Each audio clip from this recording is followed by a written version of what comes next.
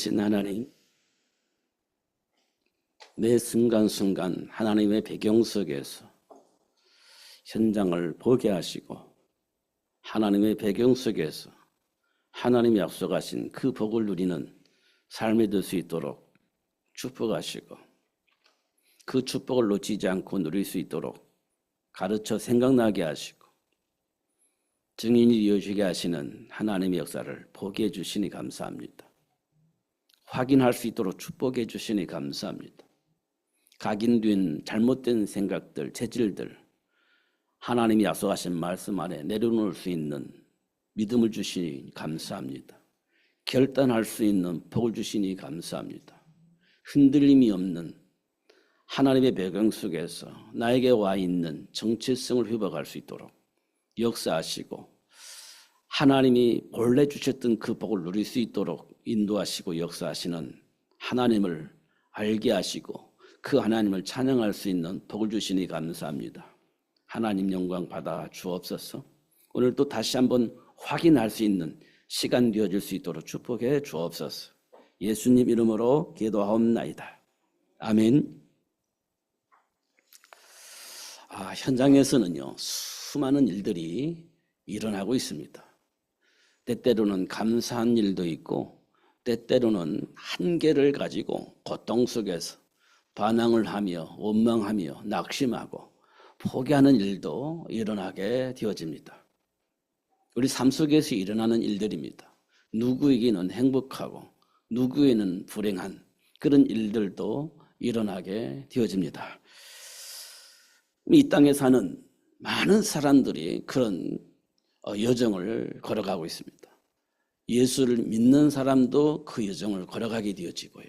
예수를 믿지 않는 사람도 그 여정 속에 있습니다. 중요한 것은 예수 믿는 사람은 그 여정 속에서 내게 와 있는 복을 알고 또 내게 주어진 사명도 알게 되어집니다.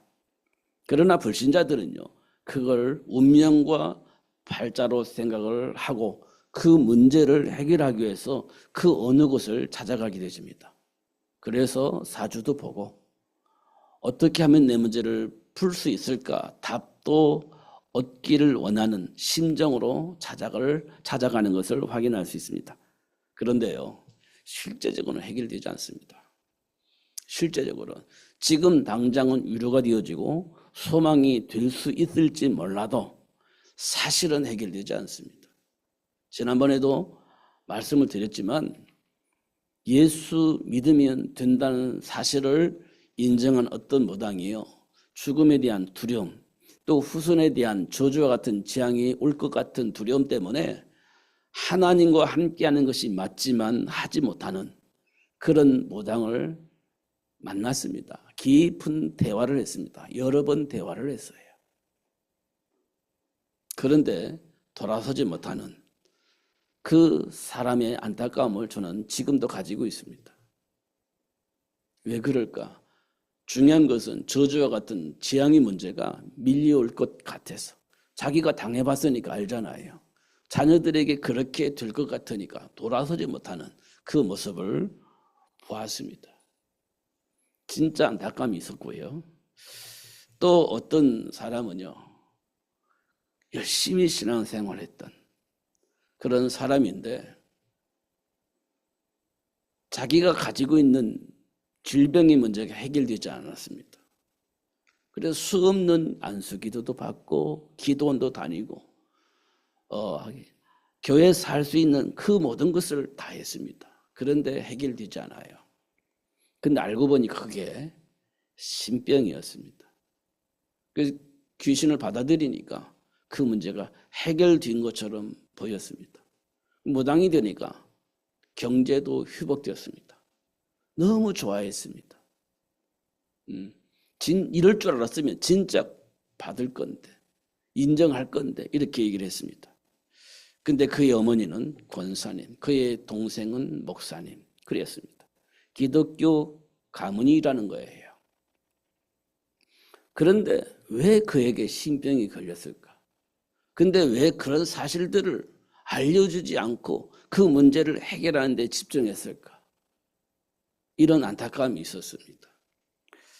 삶 속에서 일어나는 문제를 통해서 한계를 만나면 그 문제를 해결하는데 우리는 급급합니다. 말씀이 잘 안 들려요. 그냥 해결되는 그것만 생각을 하게 되어집니다. 그래서 하나님과의 관계가 회복되지 못합니다. 회복되지 않습니다. 하나님의 말씀을 왜곡되어지게 듣습니다. 이런 일들이 우리 삶 속에 계속 반복돼서 일어납니다. 그러다 보니까 어떤 일이 벌어지냐?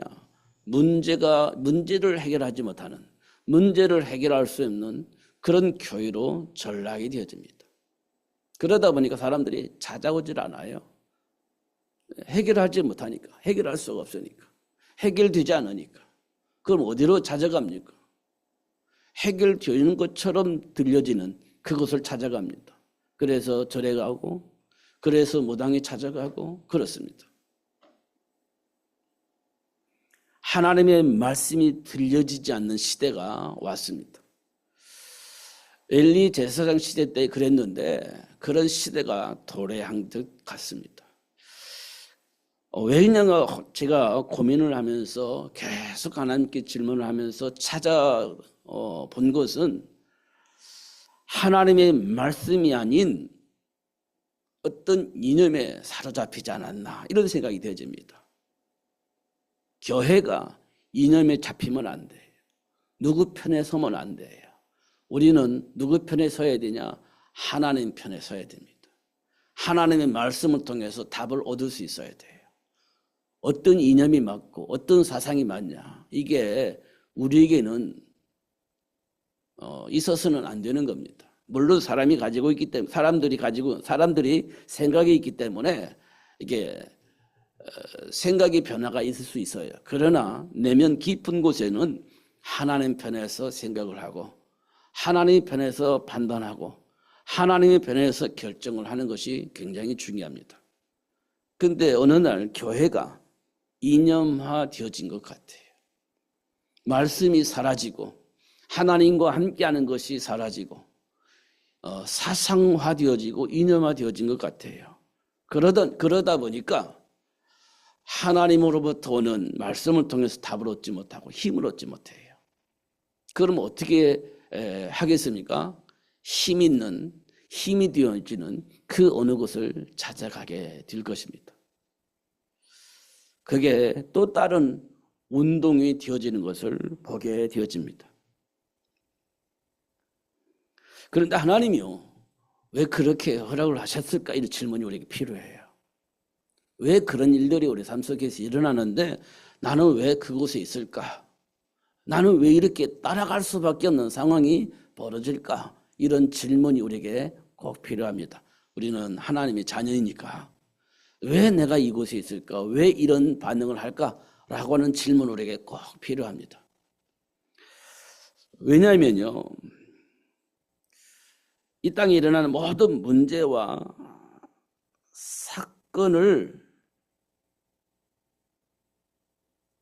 그 문제와 사건을 일으킨 그 사람의 배우를 봐야 되기 때문에 그래요.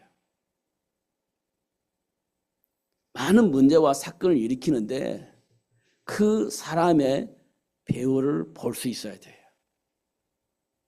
근본적인 것을 알아야 됩니다. 그래서 그 속으로 들어가는 거예요. 그걸 허락하는 겁니다. 그리고 또 한 가지 더 중요한 겁니다. 하나님을 떠난 그 사람의 배우를 보는 거예요. 그리고 그런 사람을 불러서 당신이 약속한 그 복을 누리게 하시는 하나님의 사랑을 볼 수 있어야 됩니다. 그렇기 때문에 그런 문제와 사건을 허락하시고 그 속에 들어가게 하시는 겁니다. 문제의 원인도 그 문제를 해결할 수 있는 답도 알 수 있도록, 그리고 그 사실을 이 땅의 많은 사람들에게 말할 수 있는 삶을 살게 하시려고 그렇게 하시는 것을 우리가 봐야 됩니다. 그렇지 않으면 바리새인들처럼 드러난 문제를 율법으로 판단하고 정죄하면서 살게 될 겁니다. 문제가 해결될 것처럼 보이지만 사실은 해결되지 않고 오히려 더 혼란 속에 혼란을 만들어내는 그 일을 하게 될 겁니다. 하나님이 인간에게 준 그 말씀을 이해하지 못하면 하나님이 약속하신 삶의 현장에 준비된 그 복을 볼 수도 없고 누릴 수 없게 되어집니다. 왜냐하면 사단의 올무에 묶여 있어서 그렇게 될 수밖에 없고 그렇게 살 수밖에 없기 때문입니다. 제가 태국에 갔잖아요. 근데 제가 간 현장은 마약을 재배하는 현장. 그래서 마약을 만들어서 판매하는 그런 현장입니다. 그 산지예요. 우리나라를 비유한다면 지리산 같은 그런 산지입니다. 근데 거기에 많은 소수 민족이 살아요. 그들이 뭘 하냐? 마약을 재배해서 만들어서 판매하는 겁니다. 근데 그걸 나라에서 막지를 못해요. 못 막습니다. 많은 일들을 하면서 군사력과 경찰력과 많은 어떤 지식인들을 통해서 프로그램을 만들어서 그걸 정리하려고 하는데 안 돼요. 근데 그게 뭐냐면 그들은 먹고 살아야 되니까 생산해서 파는 거예요.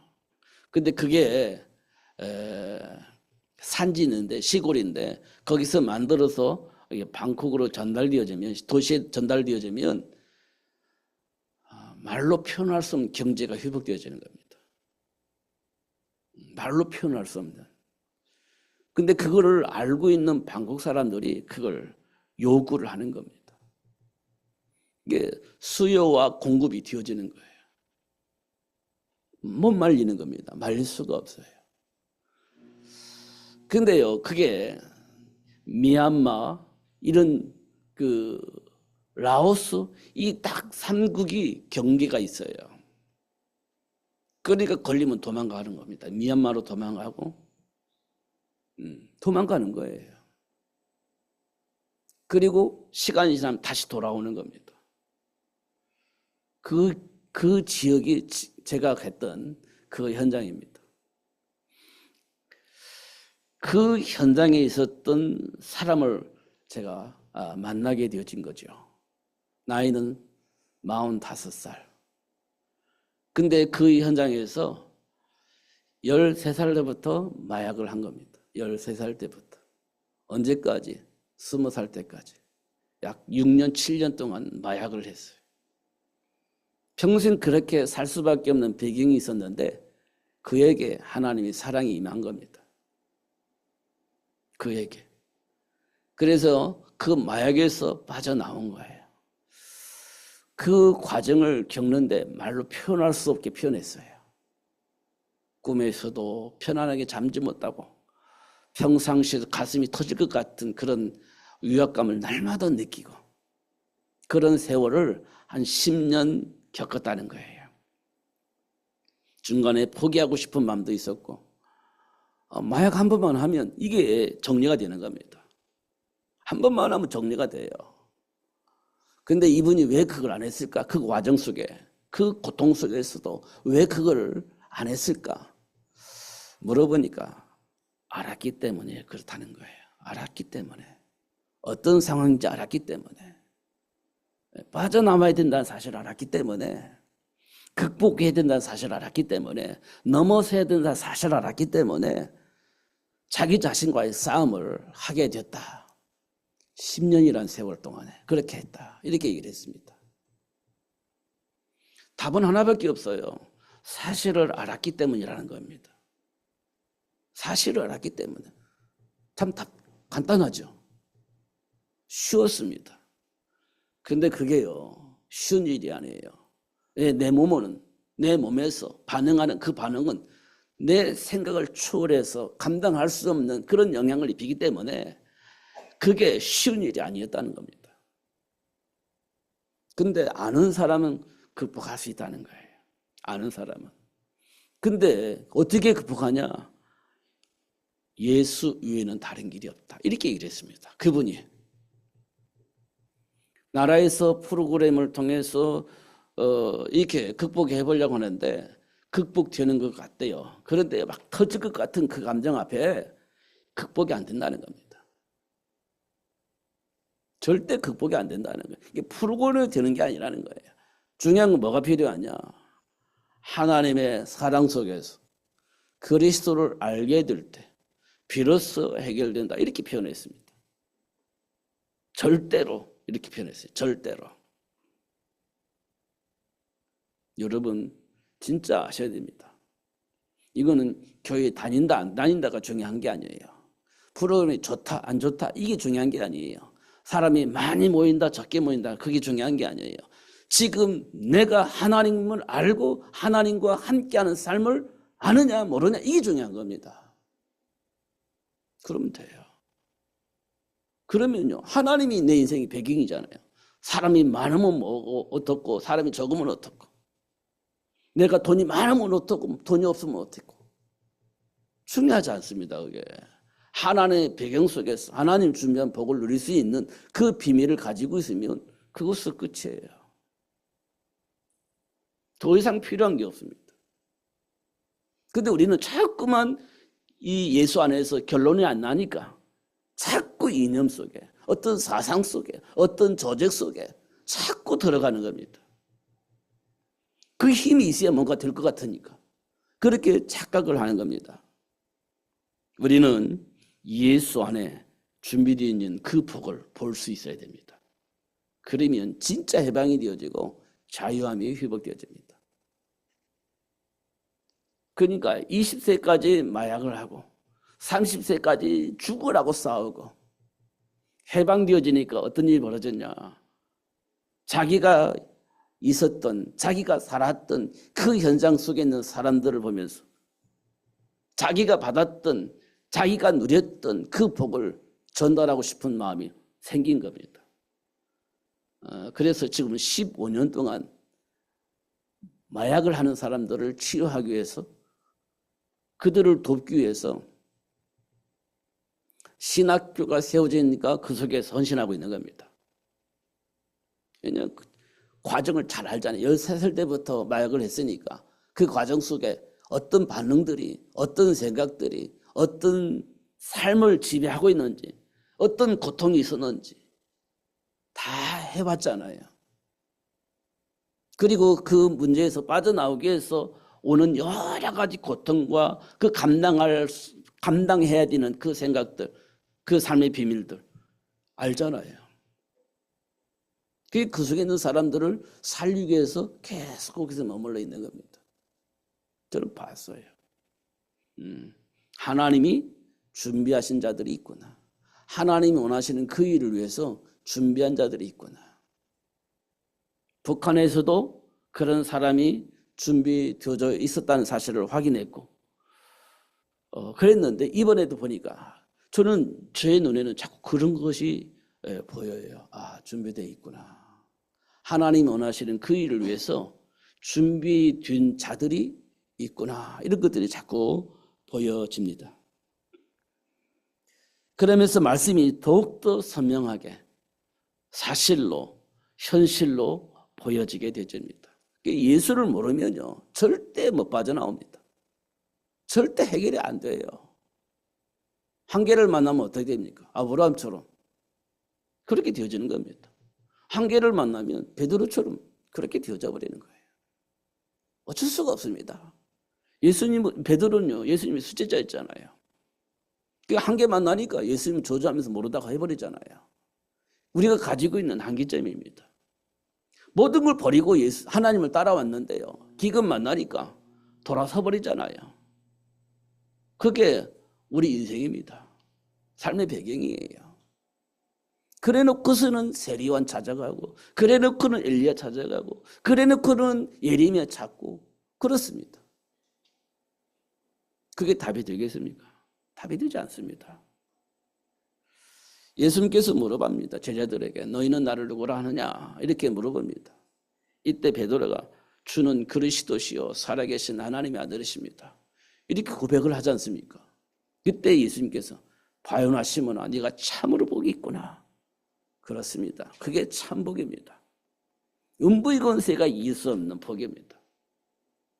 천국 열쇠를 사용할 수 있는 복입니다. 그리스도를 아는 것이 가장 중요하다.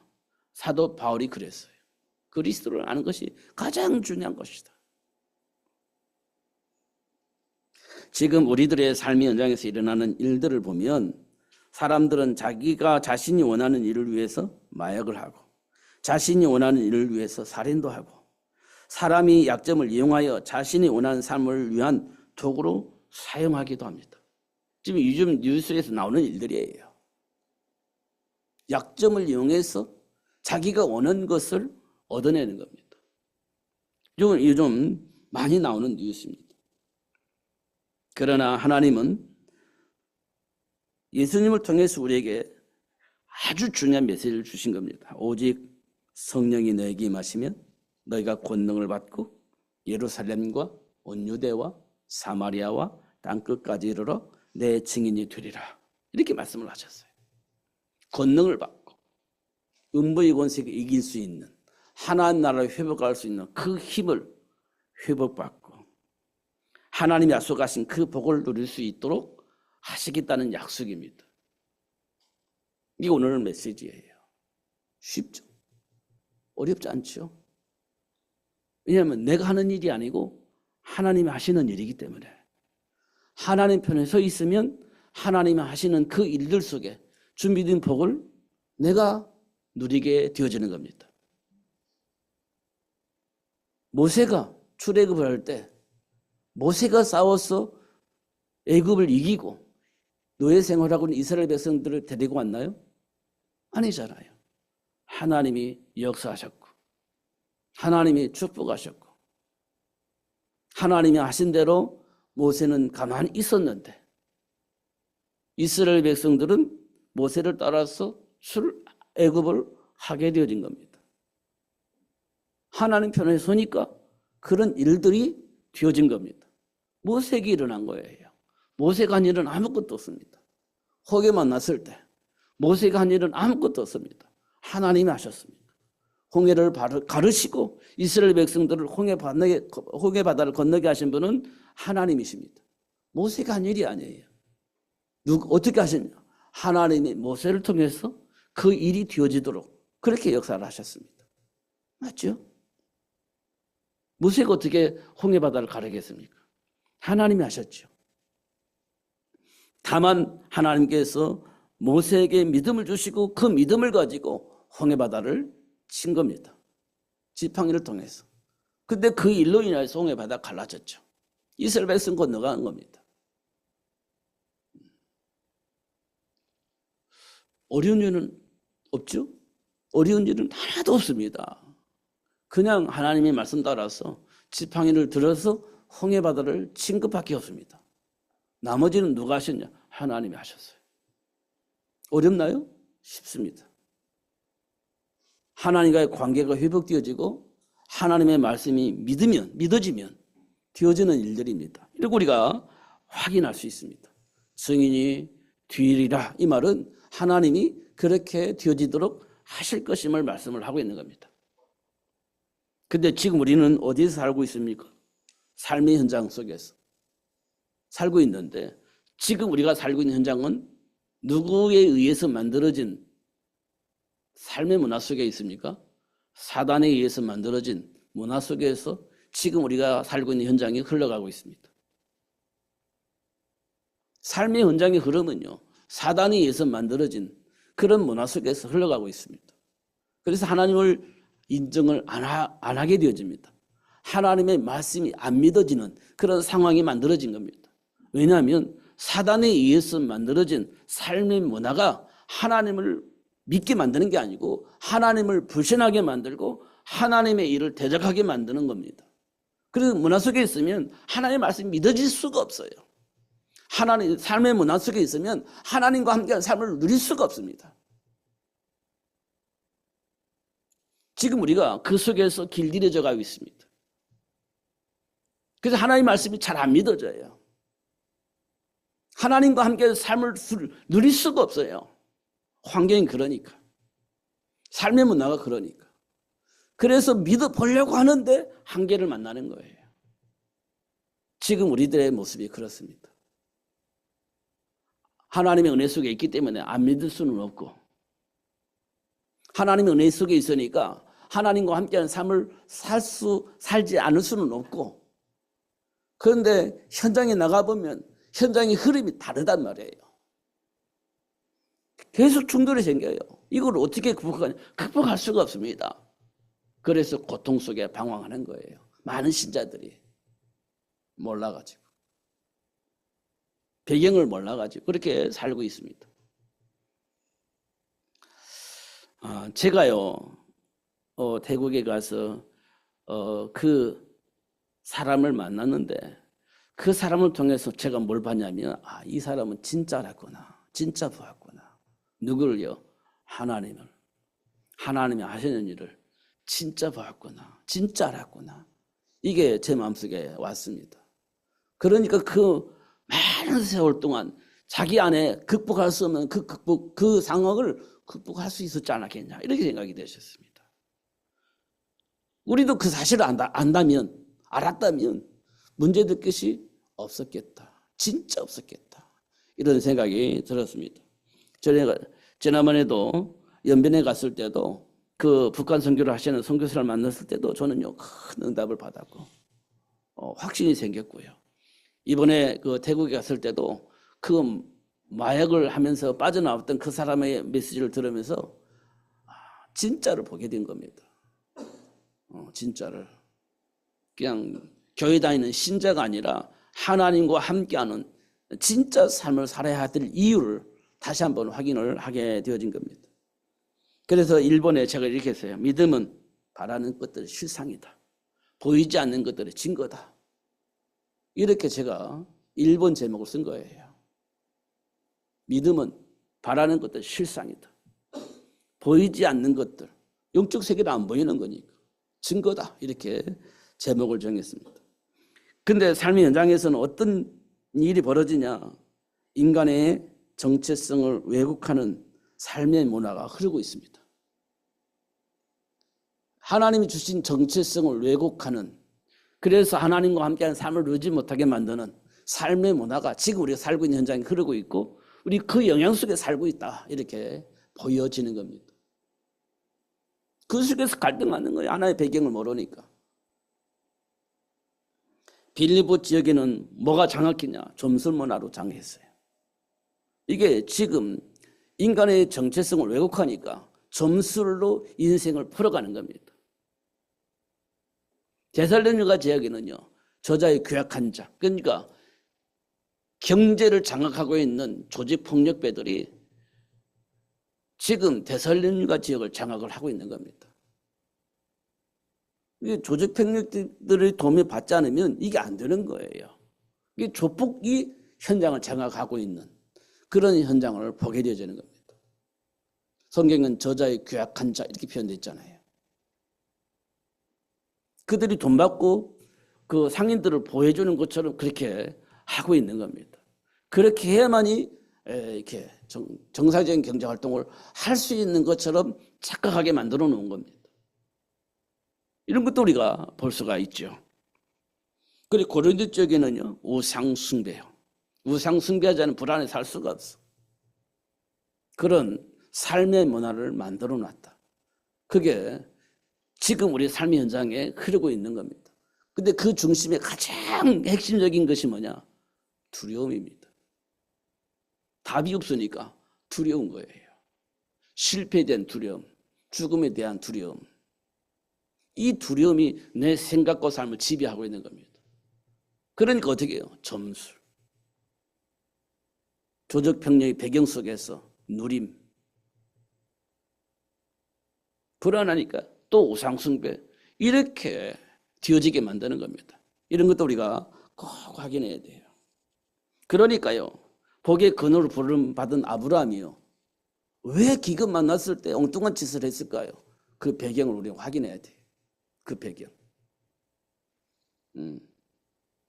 예수님의 수제자처럼 수제자인 베드로가 왜 위기를 만났을 때 예수님을 저주하면서 돌아섰을까? 그 배경이 뭘까? 이렇게 한번 우리가 질문을 해야 됩니다. 그리고 이 땅에 수많은 사람들이 그걸 선택할 수밖에 없게 된 그 기준의 배경을 우리가 꼭 확인해야 돼요.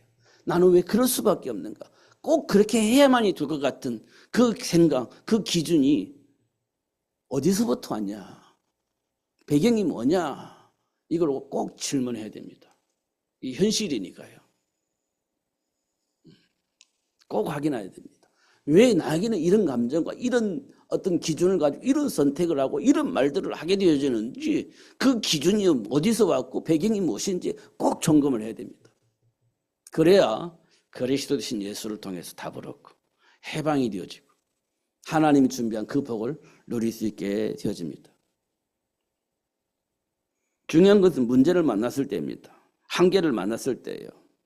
그때 우리는요, 삶의 정체성을 찾게 되어집니다. 그때가 기회입니다. 사실은. 언제 대충 문제가 아니라 한계를 만났을 때. 진짜 포기할 수밖에 없는 한계를 만났을 때. 그때가 기회입니다. 그때 뭘 받아요? 뱀의 머리를 상하게 할 여자의 후손. 그때 이게 보이는 거예요. 그때 이게 보여요. 뱀의 머리를 상하게 할 여자의 후손. 처녀가 잉태의 아들을 낳을 것인데 그 이름을 임마누엘이라 이렇게 있습니다. 처녀를 통해서 나온 그 아들, 하나님과 함께 할 수 있는 그 길, 이게 보이는 겁니다. 그때 비로소 보여요. 동정녀 마리아를 통해서 오신 예수, 이게 내 인생의 답이구나. 이런 사실을 알게 되어져요. 마음으로 믿고 입으로 시인하여 예수가 그리스도임을 인정하고 받아들이는 겁니다. 영접하는 자, 곧 그 이름을 믿는 자들에게는 하나님의 자녀가 되는 권세를 얻게 되어집니다. 그리 누리는 거예요, 그 복을. 이게 우리 인생입니다. 그냥 교회 다니는 신자가 되면 이거 몰라요. 예수를 알면 알아요. 예배가 달라집니다. 삶이 달라집니다. 행복해집니다. 참 자유가 있습니다. 이런 사실을 우리가 확인을 해야 돼요. 나는 본래 그래. 그거는 저주와 재앙 속에 있는 모습입니다. 나는 원래 그래. 이거는 아직도 해방되지 않았기 때문에 하는 얘기들이에요. 본래 그렇지요. 그럴 수밖에 없지. 그게 운명과 발자국 저주와 재앙입니다. 그거를 합리화시키면 안 돼요. 빠져나와야 됩니다. 해방되어져야 됩니다. 거기서 자유함을 얻어야 돼. 본래가 어디 있습니까? 본래가. 이런 것도 우리가 꼭 기억을 해야 됩니다. 제가 마약에서 빠져나온 그 사람을 보면서 맞아, 당연하지, 되어지는 거지, 이런 생각을 다시 한번 했습니다. 근데 나는 왜 안 될까? 이 정리가 안 돼 있는 겁니다. 확신이 없는 겁니다. 그러니까 아는데 안 되는 거예요. 다른 생각을 하니까, 살 길을 찾아가려고 하니까 다른 선택을 할 수밖에 없지. 기껏 만난 아브라함처럼, 유익이 만난 베드로처럼 살 길을 찾다 보면 하나님과 상관이 없는 계산과 선택을 하게 되는 겁니다. 그런 모습들을 우리가 보는 거지. 이게 우리에게 굉장히 중요합니다. 복의 근원인 아브라함과 그 아들 이삭이 누린 복이 있어요. 복의 근원인 아브라함이 무슨 복을 받았습니까? 이삭은 또 무슨 복을 받았습니까? 잘 확인해 보세요. 문제를 통해서 오는 축복입니다. 문제를 통해서 온 축복이에요. 문제를 통해서 문제의 원인도 배경도 알게 되어지고요. 그 문제를 진짜 해결할 수 있는 답이 무엇인지 알게 되어진 겁니다. 하나님 은혜 속에서 아브라함이. 그래서 복의 근원의 복을 회복을 했습니다. 그 복을 누가 받았냐? 이삭이 받았어요. 100배의 복, 셈의 근원의 복, 받았습니다. 하나님과 함께하는 그 복을 가지고 있는 이삭이 100배의 복, 셈의 근원의 복을 받아요. 그 이후에 어떤 일이 벌어졌습니까? 삶의 현장에서 일어났던 전쟁이 그치고 평화로운 삶이 되어집니다. 그 이후에 전쟁이 그쳐요. 그 현장에는 평화가 회복되어집니다. 하나님 주신 복이에요.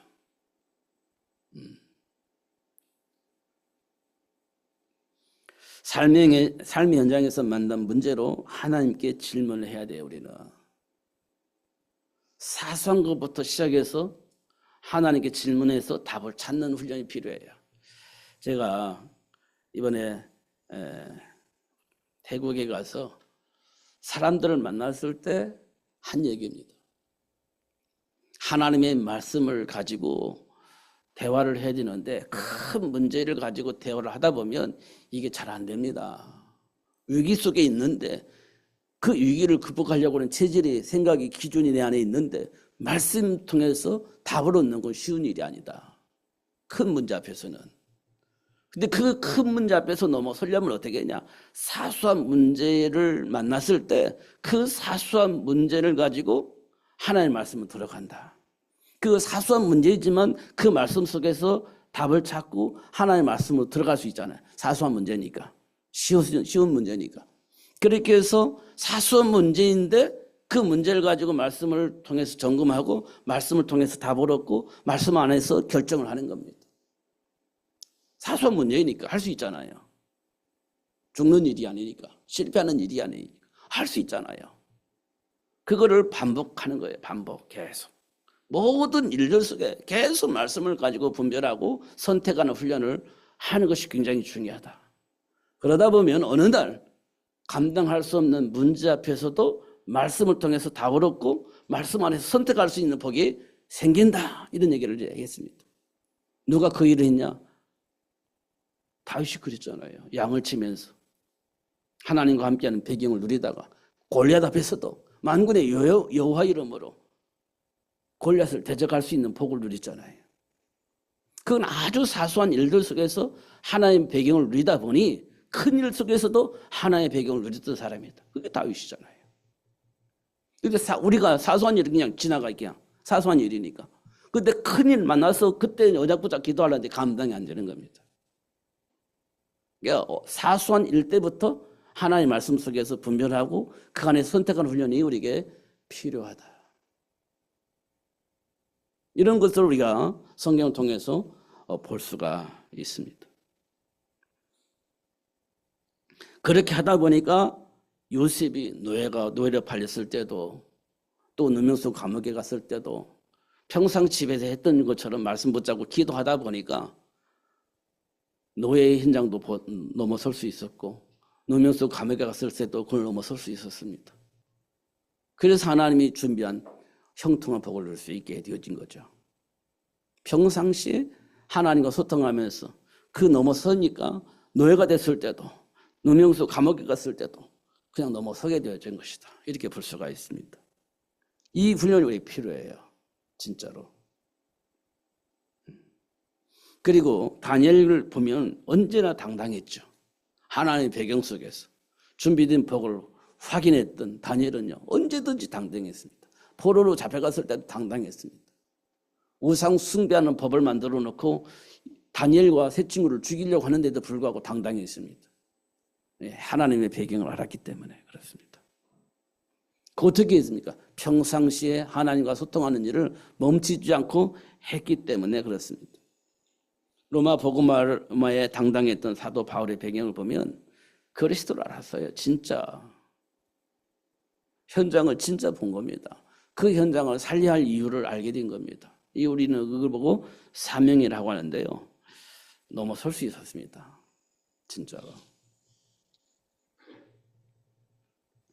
이 복을 누리기 시작한 시작이 사도행전 2장이에요. 성령이 임하니까 볼 것을 보게 된 겁니다. 보이지 않았던 것을 보게 된 거예요.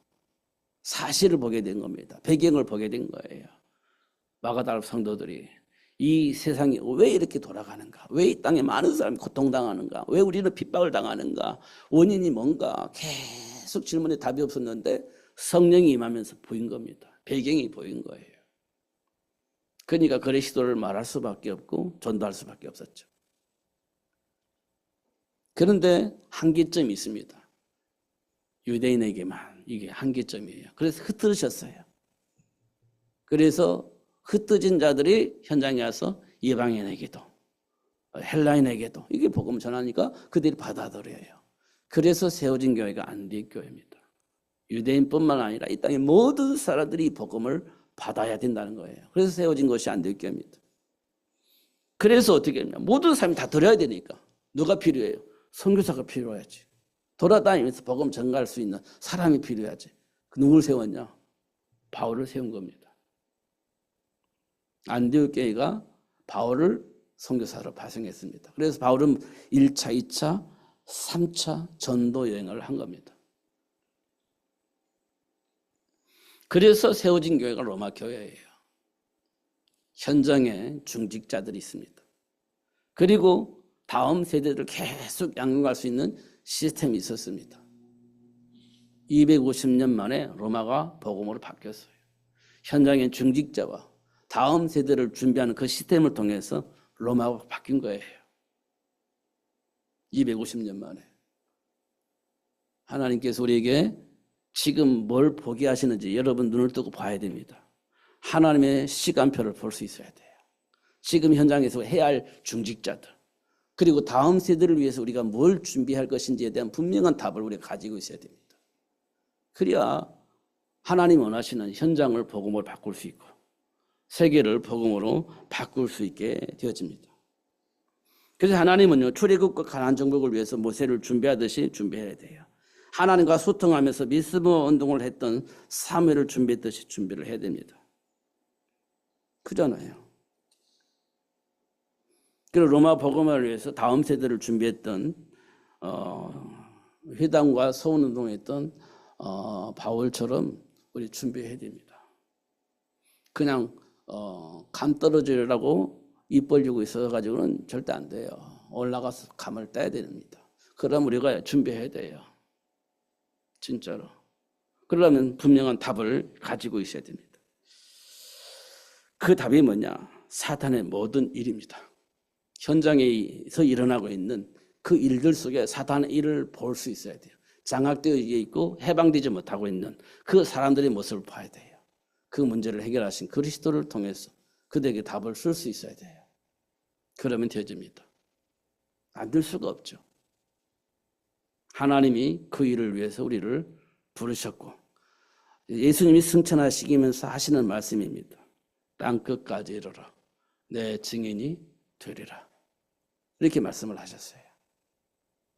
다시 한번 여러분이 가지고 있는 그 생각에서 하나님 주신 복음으로 바꾸시고 묶여있는 생각에서 해방되어지시고 하나님이 주신 그 복을 통해서 저주와 장에서 운명과 발자에서 해방되어져서 하나님이 주신 그 복을 누리는 참 자유를 깨닫고 돌아서는 여러분 되시기를 바랍니다.